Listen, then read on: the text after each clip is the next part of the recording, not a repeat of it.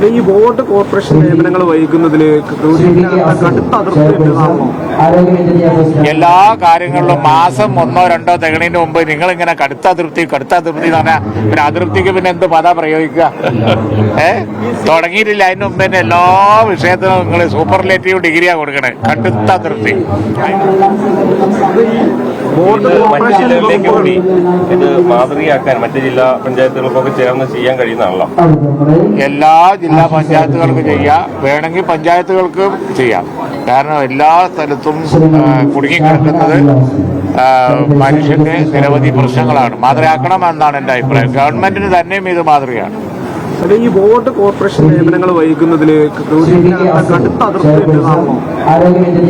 എല്ലാ കാര്യങ്ങളിലും മാസം 1-2 തികണീന് മുമ്പ് നിങ്ങൾ ഇങ്ങനെ കടുത്ത അതൃപ്തി എന്ന് പറഞ്ഞാൽ പിന്നെ അതൃപ്തിക്ക് പിന്നെ എന്ത് പദ പ്രയോഗിക്കുക?